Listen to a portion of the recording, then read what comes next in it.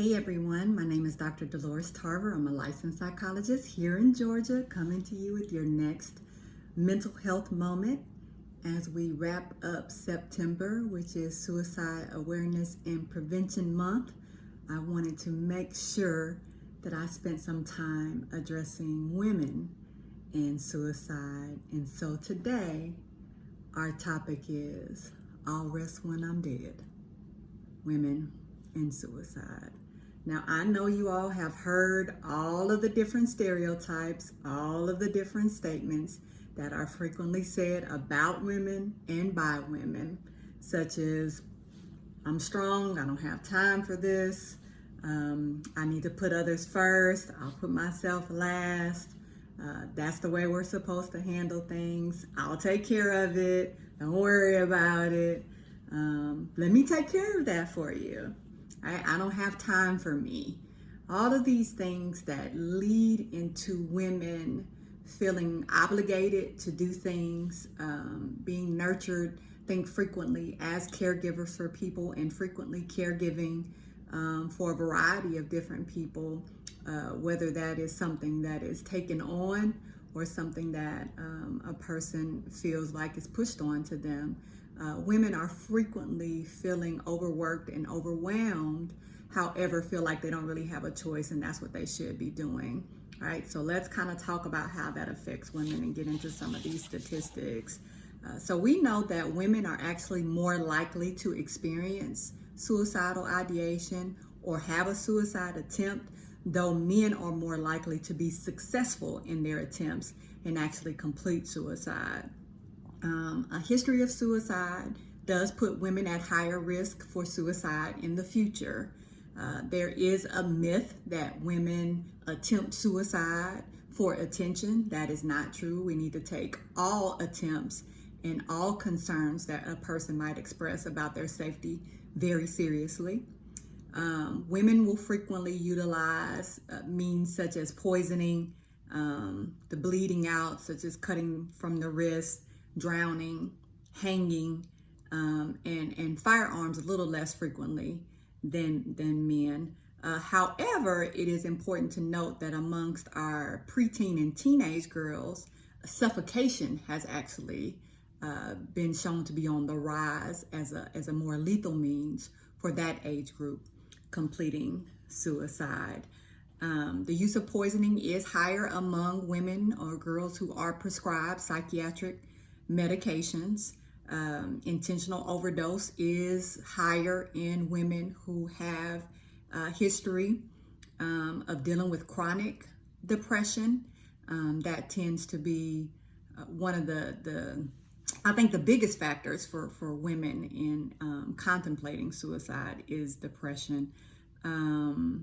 That suicide by firearm, I said, is less frequent in women, but it is there, and that is going to occur more frequently when there is a crisis situation going on, right? So if we're dealing with some difficult situation, might be a domestic violence situation, for example, in the moment, and a firearm is accessible, then that is when the firearm risk does go up, which is why we like to take firearms away from people when they're in crisis.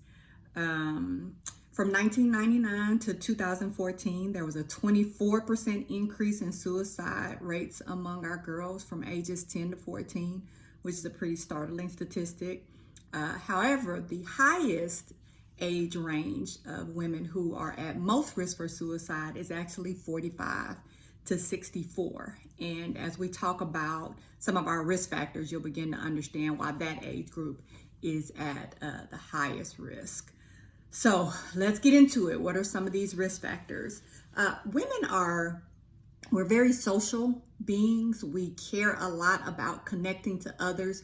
Relationships can be a significant priority to us. So it makes sense that feeling isolated, feeling lonely would be at the top of the list for risk factors for us. Breakups, conflicts in relationships, marital distress, is topping that list as well. Being isolated during this pandemic has put women at increased risk because we're not able to necessarily access people in the same way. not having close work relationships, not having those friendships. A lot of women talk to me about, especially when they move to new areas, how difficult it is for them to find emotional connections and support groups.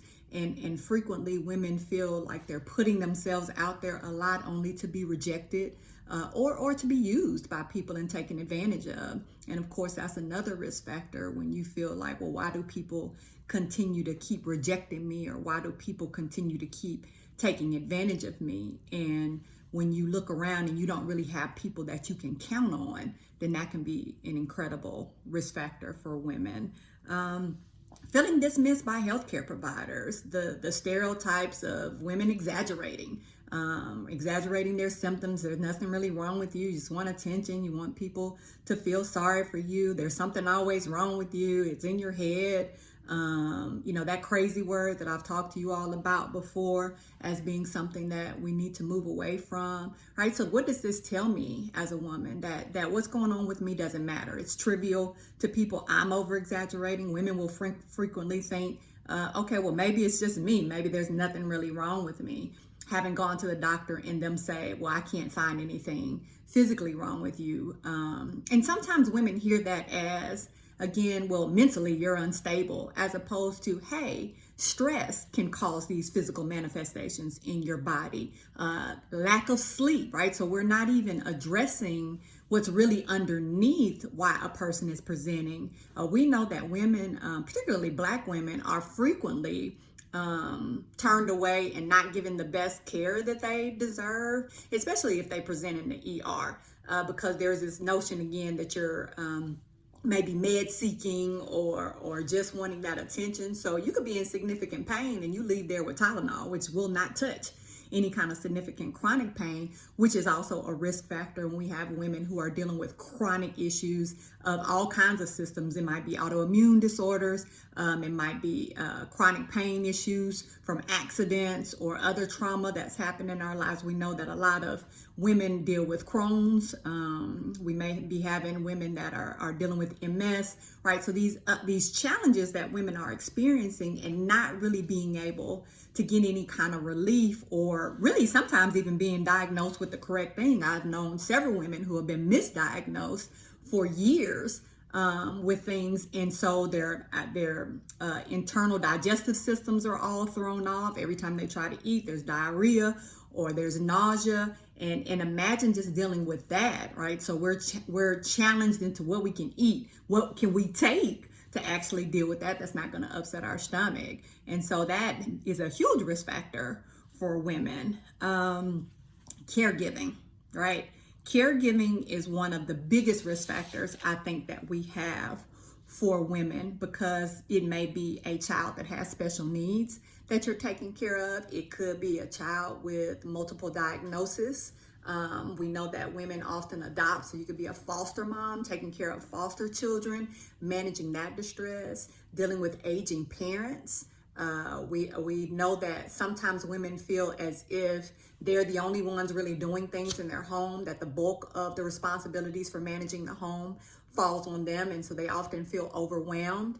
We know that a lot of times women may have a need to have things done a certain way, and so part of that distress sometimes is, well, you're not going to do it well, because we know that, especially with our children, frequently they are going to do the least amount of work they can and not necessarily care as much about getting those baseboards cleaned. And so that struggle for women to go back after and over kids sometimes and doing the work themselves, or never mind, I'll just do it, or getting in that role of doing the ironing for our kids, or taking care of all of their things for them, handling it for them, and not allowing them to grow and develop, recognizing, yeah, they may not do it as well, but that's why they need the practice, right? And then sometimes you end up being the only sibling in a family that is taking care of mom or dad, or you may have another sibling that you're the responsible woman, right? You're the one in the family that is able to take care of things. And so everyone is coming to you, asking for your opinion, seeking your support, thinking you'll take care of it, not recognizing the effect that is having on you. right? So that is a huge one. And then there's also this guilt piece that I think a lot of us have, especially when it comes to caregiving, feeling like we have to be the ones to do the caregiving. We don't want mom to have someone from an agency coming in and providing some caregiving support for her. We've had those examples, I think, of a lot of us in our families where we've had loved ones not be taken care of well. They went to nursing homes or other facilities, and so in our minds, we do know that there are some nursing homes that have been shut down. So this is not that it's not true, but then it doesn't leave room for us to recognize, well, there are some good ones as well, and there are some good healthcare professionals as well. And our mind is just, if anyone else is taking care of mom or dad, or anyone else is taking care of my child with special needs, they're not going to do the job that I would do, right? No one's going to love my loved one like I do.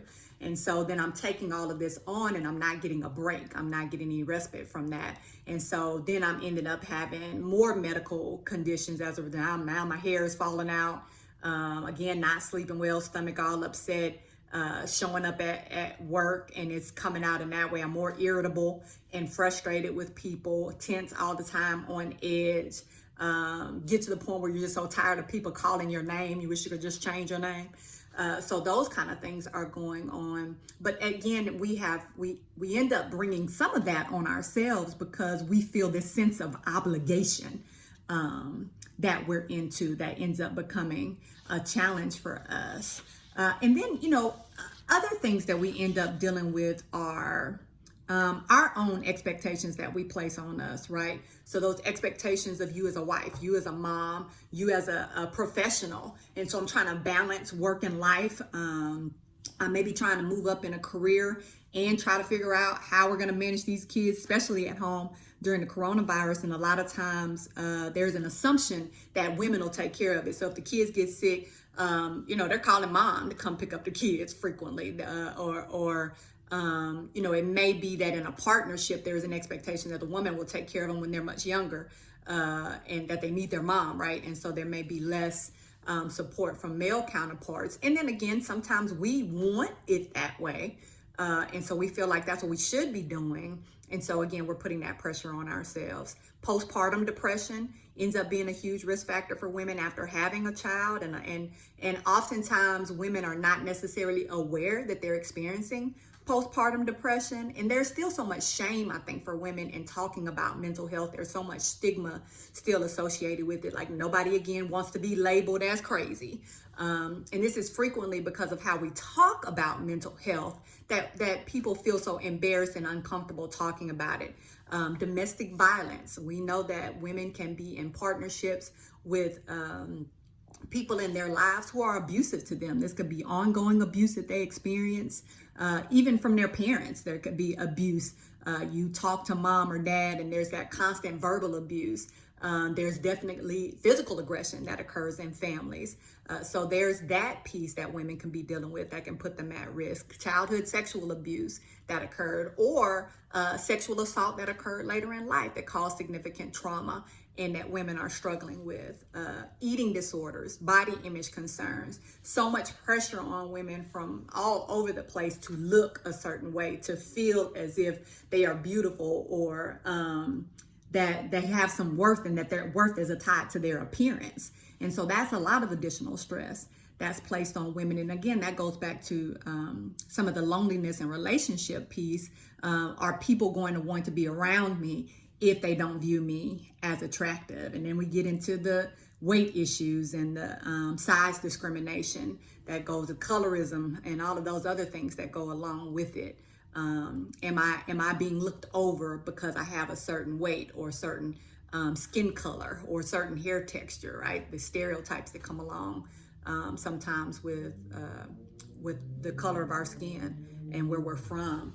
I think the changes in identity, right? So then if primarily my identity has been that of a mother and my children are all grown, or I was a caregiver and the people I was caring for, parents, aunts, uncles, other folks in my life, they're all deceased, then who am I? What am I left with? I feel like I don't have an identity outside of that, that maybe I felt like I didn't get a chance to nurture because of some of the other roles that I was in. Financial stress can be a huge trigger for women, and we know right now that people are underemployed and unemployed, and that women in general tend to be paid less than our male counterparts. And so this coronavirus, this COVID crisis, has hit women particularly hard. And then if you are managing multiple children and trying to figure out how to get them educated from home without sending them to school, that may also impact your ability to be able to work, because you may not have employers that are flexible with you needing to stay home with your children. We also know that substance abuse, so women, binge drinking has increased in women. That's a huge factor, as well as the opioid addictions, right? So we end up having chronic health conditions, and what do we get placed on? We get placed on these opioids, and then women end up getting addicted to them. And then now I'm trying to manage life being addicted to this opioid, or trying to come off of it, but then I don't have alternatives to be able to manage my pain. So I feel like I'm in this cycle. So that can be one of being overwhelmed. Women will tell me they feel like all they do is wake up to go back to bed. Wake up, take their meds, go back to bed. Get up, take their meds, go back to bed. And you think about what kind of quality of life would that be for someone. We know that Black women are less likely to seek support from mental health providers and more likely to seek support from family and friends. And that doesn't necessarily mean that that's always healthy, positive support. We often find that we see Black women going to who they would like to be supportive of them, only to be rejected and criticized, which what does that do? Then I'm internalizing more. I'm not going to share what's going on with me. And I think just that difficulty acknowledging that I'm struggling, right? So I want to put on this face, I want to put on this hair, and put on this nice outfit, and have you think that I'm doing well, right? We put on the face a lot as Black women because that's what we're frequently taught to do. We don't care what's going on in your life. When people come around, you smile and you're welcoming and you're polite, especially here in the South. You don't necessarily let people know what's going on with you. When they ask you how you're doing, you say, I'm doing great. You could be falling apart, but that's not something that we're taught to tell people. And then I think in general, women have a hard time talking about suicide. Black women in particular have a hard time talking about suicide. Some of that is cultural, and some of that I think is for religious reasons, where we're just like, that's that word we don't want to mention. We definitely don't want to talk about if we've had suicide in our family. So that ends up being an incredible challenge for people. So what can we do? What are some of the protective factors? What are some of the ways that we can intervene? How can we manage this? So it's kind of a double-edged sword, if you will, the things that are protective and the things that are also risk factors. Children are actually a protective factor, but they are also increased risk if you have a lot of stress associated with your children. Being pregnant is a risk factor, is a positive protective factor for women, but it's also a risk factor, right? All of the stress that comes along with being pregnant, and if there are difficulties in pregnancy, and we know that women lose children and may end up having experiences where they have stillbirths or miscarriages, right? Or deaths relatively early on in the life of a child. So those are risk factors. Having that baby initially could be positive, but then what if something happens, and then this has become a risk factor for me, right? So kind of, like I said, double-edged sword there. We know that it is helpful when people get the care that they need, the culturally appropriate, competent care that they need. So if you find a good primary care provider, or a good mental health provider, or a good gastrointestinal specialist, or right. So if you find that one person that hears you, that sees you, that is able to come up with some helpful interventions for you, that can make all the difference. Being able to address the guilt that we have, I think, as women, about what we feel like our role should be, and being able to not feel like we have to take care of everything, and being able to relinquish some of that control and allow things to get done, even if it's not in the way that we want them to, and being able to really have supportive people in our lives who are going to step up and help. Like, I don't need to be getting up, washing dishes, cooking and cleaning. I just had surgery. Everybody's looking at me like, what's for dinner? And I'm laid up in the bed in pain, and I gotta, feel like I got to pull myself out of the bed to go cook because you all won't do anything, right? So having those supportive environments around us are really, really necessary. Putting those things in place before I have a procedure done, if that's the case, like who is going to be on my team to help me. And that means reaching out and talking to people and telling them what we need, which is another thing that we frequently have to work on. And that's that assertiveness, being able to express what we need and not feel like we'll be looked at as weak if we do. That kind of restructuring our belief that we have to please others or take care of others, that's really important. Being able to have plans about support in motherhood and support when we're managing the distress of pregnancy sometimes, or the things that come along with it, especially as you're a new mother, you don't know everything to expect. And so having other people around who are supportive, not the ones that are going to tell you what to do to the point where they stress you out, but the ones that are there to listen and just sit with you if that's what's needed. A wellness plan. How am I going to take care of me? How am I going to prioritize my self-care and not see it as selfishness? So that's a huge part of development for women. Having a good pain management plan is very important. I want to be able to be functional and still live and not be tied to taking medication all the time.